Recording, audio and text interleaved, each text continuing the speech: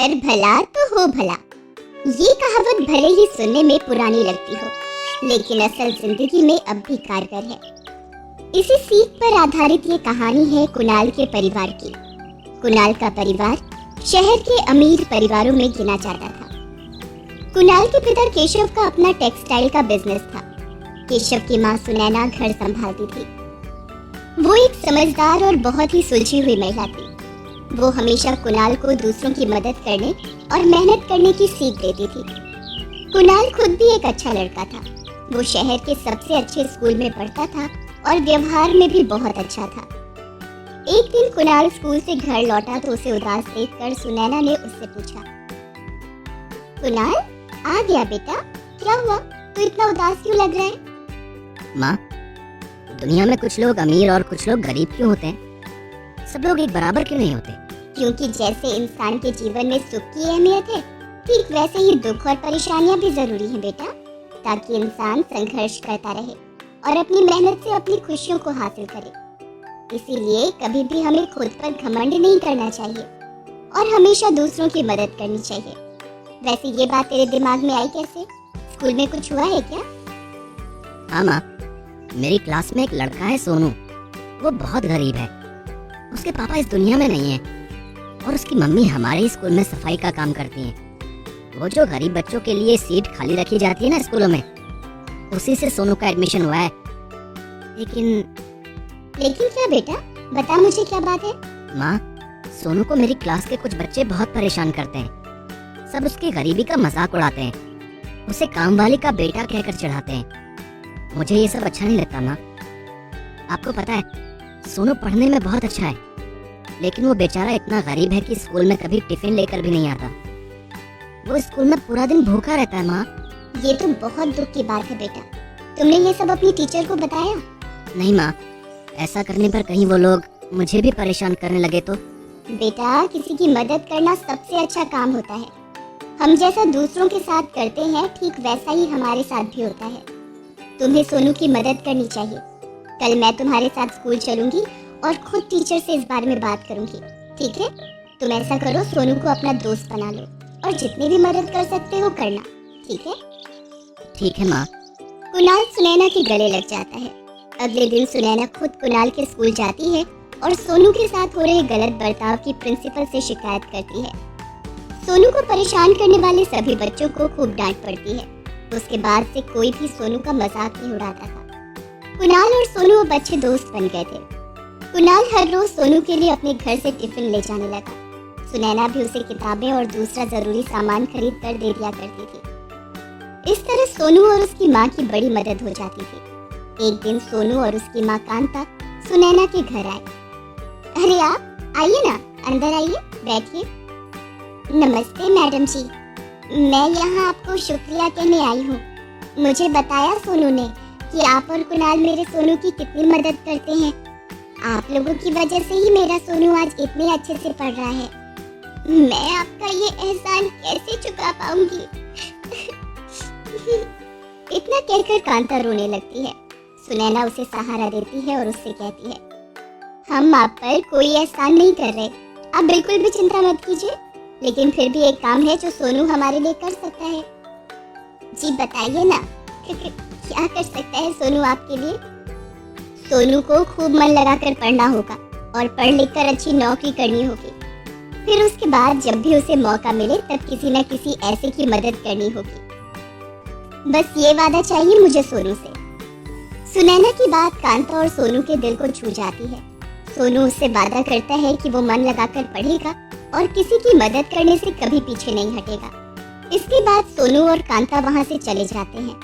वक्त बीता और दोनों बच्चों ने एक साथ स्कूल की पढ़ाई पूरी कर ली। सोनू को आगे की पढ़ाई के लिए एक एनजीओ से स्कॉलरशिप मिल गई, जिसकी मदद से वो दूसरे शहर में पढ़ने चला गया। उसकी माँ कांता भी उसके साथ ही चली गई। कुणाल भी कॉलेज जाने लगा। करीब 2 साल बाद कुणाल के पिता को बिजनेस में एक बड़ा नुकसान हो गया। धीरे धीरे उनका बिजनेस नुकसान में जाने लगा। कुणाल के पिता केशव ने अपने बिजनेस को बचाने के लिए हर मुमकिन कोशिश की, लेकिन वो अपने बिजनेस को डूबने से नहीं बचा पाए। पैसों की कमी की वजह से कुणाल कॉलेज की पढ़ाई पूरी नहीं कर पाया। नौबत ये आ गई कि बिजनेस पर लिए गए लोन को चुकाने के लिए केशव को अपना घर तक बेचना पड़ा। इस सब से केशव को बहुत गहरा सदमा लगा, जिसे वो बर्दाश्त नहीं कर पाए और उनका देहांत हो गया। केशव की मौत सुनैना और कुणाल के लिए एक बहुत बड़ा झटका थी। उनके पास रहने के लिए घर भी नहीं था। सारे रिश्तेदारों और जानने वालों ने भी उनसे मुंह फेर लिया था। मजबूरी में उन्हें फुटपाथ पर रहना पड़ा। सुनैना एक दिन कुणाल को उदास देखकर उससे कहती है, कुणाल, ऐसे परेशान नहीं होते बेटा, सब्र रखो। कैसे सब्र रखूं माँ? मुझे तो ये समझ नहीं आ रहा है कि हमारे साथ आखिर इतना बुरा कैसे हो सकता है। हमने तो कभी किसी का बुरा नहीं किया। पहले हमारा घर बिक गया, फिर पापा हमें छोड़कर चले गए। आपने जैसा सिखाया था मैंने कभी किसी का बुरा नहीं किया। जितना हो सका दूसरों की मदद करने की कोशिश की मैंने। फिर ये सब क्यों हुआ माँ? कुणाल की आंखों में आंसू थे। सुनैना भी दुखी थी। उसने कुणाल के आंसू पोंछे और फिर उसे समझाते हुए बोली, मैंने ये भी तो समझाया था ना बेटा कि वक्त हमेशा एक जैसा नहीं रहता। ये सच है कि तेरे पापा का इस तरह चले जाना वाकई बहुत बड़ा दुख है हमारे लिए। लेकिन जैसे अमीरी नहीं रही, वैसे ही गरीबी भी ज्यादा दिन नहीं रहेगी बेटा। हमें लड़ना होगा, मिलकर लड़ना होगा। कुणाल को सुनैना की बात समझ आ गई थी। वो उसी दिन से अपने लिए काम की तलाश में लग गया। सुनैना भी लोगों के घरों में काम करने लगी, जिससे उन दोनों के खाने का जुगाड़ तो होने लगा, लेकिन रहने का इंतजाम अभी भी नहीं हो पा रहा था। फुटपाथ के पास ही दोनों एक छप्पर डालकर उसके नीचे रहने लगे। कुणाल अपनी कॉलेज की पढ़ाई पूरी नहीं कर पाया था। इसी वजह से उसे कहीं भी नौकरी नहीं मिल पा रही थी। मजबूर होकर उसने एक फैक्ट्री में मजदूरी का काम शुरू कर दिया। एक दिन जब कुणाल मजदूरी कर रहा था, तभी उसकी फैक्ट्री के मैनेजर की नजर उस पर पड़ी। वो काफी देर तक उसे देखता रहा और फिर कुणाल के पास आकर बोला, सुनो, तुम कुणाल हो ना? जी मेरा नाम कुणाल ही है। लेकिन आप कौन और मुझे कैसे जानते हैं आप? फैक्ट्री का मैनेजर कोई और नहीं बल्कि उसके बचपन का दोस्त सोनू था। सोनू ने कुणाल को देखते ही पहचान लिया था। वो कुणाल के गले लग गया और रोते हुए बोला, अरे कहाँ चला गया था मेरे भाई? कितना ढूंढा तुझे। भले ही कुणाल ने सोनू को देखकर उसे नहीं पहचाना, लेकिन सोनू के गले लगते ही वो उसे पहचान गया। उसने भी सोनू को कसकर पकड़ लिया और रोने लगा। पास ही खड़े बाकी मजदूर ये सब देखकर हैरान परेशान थे। कल तक जो उनका साथी मजदूर था, वो अब उनके मैनेजर का इतना करीबी जो हो गया था। कुणाल ने सोनू को अपनी आप बीती सुनाई। सोनू को ये सब जानकर बहुत दुख हुआ।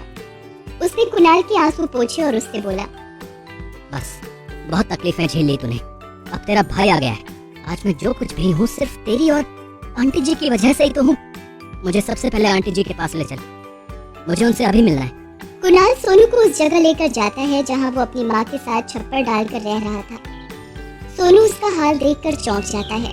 उसे बहुत बुरा लग रहा था। जैसे ही उसे सुनैना दिखाई दी, वो सुनैना के पैरों में गिर पड़ा और रोते हुए उससे बोला, मुझे माफ कर दीजिए आंटी जी।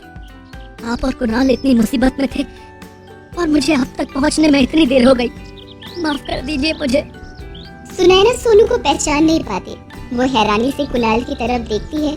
फिर कुणाल उसे बताता है, ये सोनू है माँ, मेरा बचपन का दोस्त। मैं जिस फैक्ट्री में मजदूरी करता हूँ, ये वहाँ का मैनेजर है।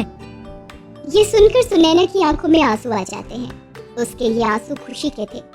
उसे सोनू को कामयाब देखकर बहुत खुशी हो रही थी।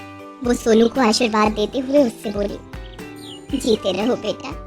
बहुत खुशी हुई ये देखकर कि तुम अपनी मेहनत से आज कामयाब हो गए। नहीं आंटी जी, अगर आप और कुणाल मेरी मदद ना करते तो मैं कभी अपने सपने पूरे नहीं कर पाता। आप दोनों मेरे साथ चलिए मेरे घर। अब हम सब साथ रहेंगे। नहीं बेटा, ये ठीक नहीं होगा। ऐसे हम तुम्हारे घर पर नहीं। बचपन में आपने मुझे अपना बेटा मानकर मेरी मदद की थी ना, तो अब आप मुझे पराया क्यों समझ रही हैं? मैं बिल्कुल अकेला हूँ। माँ 1 साल पहले मुझे हमेशा के लिए छोड़कर चली गई। यकीन मानिए, मुझे बहुत खुशी होगी अगर आप दोनों मेरे साथ मेरे घर में रहोगे। और वैसे भी मुझे आपसे किया वादा भी तो पूरा करना है ना, किसी की मदद करने का। सुनैना सोनू की बात सुनकर भावुक हो जाती है। उसे कांता की मौत के बारे में जानकर बुरा लग रहा था। वो सोनू की बात मान लेती है और कुणाल के साथ सोनू के घर रहने चली जाती है। सोनू एक आलीशान घर में अकेला रहता था। सोनू सबसे पहले कुणाल की कॉलेज की पढ़ाई पूरी करवाता है और फिर उसी फैक्ट्री के अकाउंट सेक्शन में उसे एक अच्छी नौकरी दिलवा देता है। अब सब ठीक हो गया था। सुनैना और कुणाल के बुरे दिन बीत चुके थे और सोनू भी अब इस दुनिया में अकेला नहीं था।